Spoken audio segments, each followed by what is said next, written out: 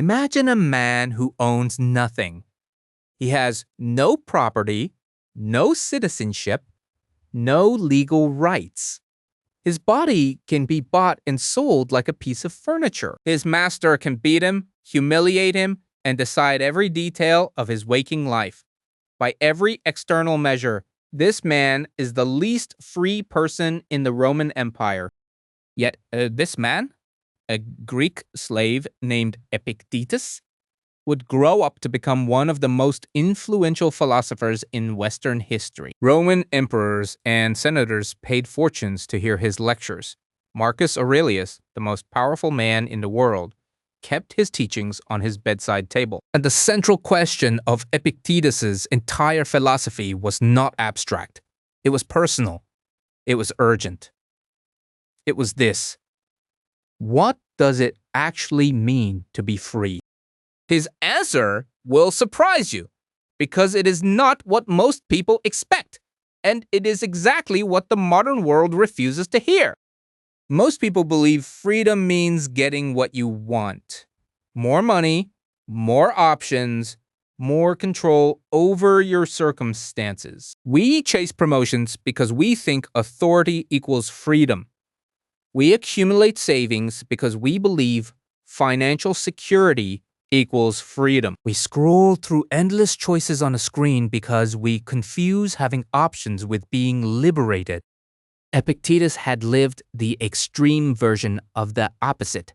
He had no options. He had no choices. His master, a man named Epictetus, could take everything from him at any moment. And yet, in the middle of that slavery, Epictetus made a discovery that changed philosophy forever. He realized that there existed a dimension of human life that no master, no emperor, no law could ever touch. A space so private, so interior, that external force simply could not reach it. He called it the dichotomy of control, and it is the foundation of everything he ever taught. The formula has 3 parts, and each part is a kind of liberation. Today we are going to walk through all 3, not as abstract philosophy, but as a practical system you can apply before tonight is over. But first, we need to understand why this formula was forged in chains. Because the urgency of Epictetus' teaching comes directly from the brutality of circumstances. He did not develop this system sitting comfortably in a garden. He developed it while being owned by someone else.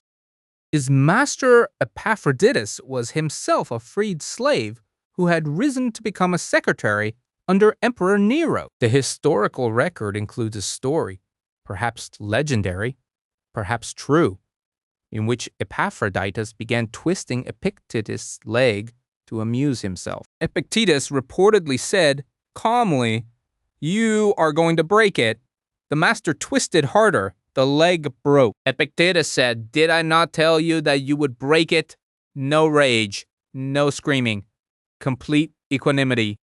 Whether the story is literally true or not, it captures something essential about his philosophy. The body can be broken, but the response to the breaking, the judgment, the interpretation, the will, that belongs to the person being harmed, that cannot be taken. This brings us to part 1 of his formula. In the Enchiridion, the small handbook compiled by his student Arrian, Epictetus opens with a sentence so direct it reads like a slap. There are things which are within our power, and there are things which are beyond our power. Within our power are opinion, aim, desire, aversion, and, in one word, whatever affairs are our own. Beyond our power are our body, our property, reputation, office, and, in one word, whatever are not properly our own affairs. Read that again. Your body, not within your power. Your reputation, not within your power. Your property, not within your power. Your office, your title, your social standing, none of it is truly yours to control. What is yours? Only four things: your opinions, your aims, your desires, and your aversions. In simpler terms, how you think, what you want, what you move toward, and what you move away from. These are yours. Everything else is rented. Now, most people hear this and immediately push back. But my reputation matters for my career. But my body is central to my identity. But my property gives me security. Epictetus would agree that these things matter to you. He would not say they are worthless. He would say something far more precise. They are subject to forces you do not control. And when you treat them as your true self, as the core of your identity and the source of your security, you become permanently fragile. Here is the danger. If your sense of self rests on your reputation, then every critical comment becomes an existential threat. If your peace depends on your financial situation, then every market fluctuation becomes a source of terror. If your happiness depends on your health, then every doctor's visit becomes a crisis waiting to happen. You have handed the keys to your inner life to forces that operate completely independently of your wishes. Epictetus wrote, "He is free who lives as he wills, who is subject neither to compulsion nor hindrance nor force, whose choices are unhampered, whose desires attain their end, whose aversions do not fall into what they would avoid." This is his definition of freedom. Not freedom from difficulty. Freedom from internal tyranny. Part 2 of the formula address desire, and this is where his teaching cuts most deeply. Epictetus wrote in the Enchiridion, "Remember that desire demands the attainment of that of which you are desirous, and aversion demands the avoidance of that to which you are averse, that he who fails to attain the object of his desire is disappointed, and he who incurs the object of his aversion is wretched." This is the mechanism of suffering. Every time you desire something outside your control, a particular outcome, another person's behavior, a specific result, you install a permanent possibility of failure into your mind. The desire cannot guarantee its own fulfillment, because the thing you desire lies outside the territory you govern. So the desire itself becomes a source of perpetual anxiety, and the greater the desire, the greater the anxiety. The solution he proposes sounds radical at first. He wrote, "For freedom is not acquired by satisfying yourself with what you desire, but by destroying your desire, not eliminating desire entirely." Epictetus was not advocating emptiness. He was saying something more specific. Redirect desire toward what you can actually control. Want to reason clearly. Want to act with virtue. Want to be honest in your dealings. These desires can be fulfilled. They lie within your domain. They cannot be blocked by another person, by bad luck, or by circumstance. Part 3 of the formula is about aversion, what we try to avoid. And here, Epictetus makes his most precise observation. He wrote, "A man's master is he who is able to confer or remove whatever that man seeks or shun. Whoever then would be free, let him wish nothing. Let him decline nothing, which depends on others." Think carefully about what he is saying.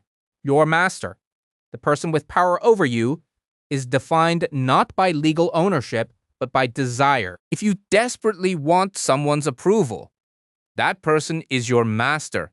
regardless of your salary or your status. If you are terrified of a particular outcome, that outcome holds you in chains as surely as any iron shackle. You are as free as your attachments allow you to be. The Stoic practice, then, is not to stop caring about the world. It is to stop placing the conditions of your peace outside yourself. You can work hard toward a goal without requiring a specific outcome for your sense of well-being. You can love people deeply without needing them to behave in particular ways for you to remain stable. You can engage fully in life without being enslaved to its result. Now, it is important to understand what this formula is not. It is not passivity. Epictetus did not advise people to stop acting in the world. He himself built a school, mentored students for decades, and spoke with remarkable directness and force. He was one of the most engaged people in Roman intellectual life. It is not indifference. He did not say that outcomes do not matter or that suffering should be dismissed. He said that your response to outcomes, your interpretation, your judgment, your inner stance, that is the one thing always within your reach. And it is not resignation. The dichotomy of control is not a doctrine of giving up. It is a doctrine of strategic clarity. When you know what you can change, you can direct your energy there with full force. When you know what you cannot change, you stop wasting energy on it. The result is not weakness. The result is extraordinary efficiency of effort. Epictetus spent roughly 30 years teaching in Nicopolis, Greece, after being freed. Students came from across the empire. They were wealthy, they were poor, they were military men and aristocrats. And the lesson he kept returning to was always the same. Most of your suffering is caused by forgetting this single distinction. You are suffering not because life is hard, but because you are treating things that are not yours as though your freedom depends on them. The formula in its entirety is this. First, identify clearly what is and is not within your control. Do not be vague about this. Do it specifically in the situation you are actually facing right now. Second, redirect your desires entirely toward the territory you govern. Your thinking, your intentions, your effort, your virtue. Let what is outside remain outside. Third, withdraw your aversions from things that other people or circumstances control. Stop placing your peace in the hands of the unpredictable. This is not a comfortable philosophy. It asks something difficult of you. It asks you to stop blaming circumstances and to locate your power exactly where it actually lives. Inside, in the quality of your attention and your will. But here is what Epictetus promises in exchange. When you master this distinction, truly master it, not just understand it intellectually, you become, in a sense that matters far more than any legal or financial definition, completely free. Your peace no longer depends on elections, on other people's opinions, on your bank account or on your health. It depends only on you. That is what he called the good of man. Not wealth, not status, not pleasure, but the unimpeded use of your own faculty of choice. A slave who has mastered his own will is freer than an emperor who has not. If this video gave you something useful, subscribe so you do not miss the next one. In our next video, we will explore Seneca on grief. 4 rules for mourning without losing yourself, from letters written 2,000 years ago that still read like they were written for someone you know. Every week, we bring you philosophy that was built for the hardest moments of real life. Stay with us, and as always, stay stoic.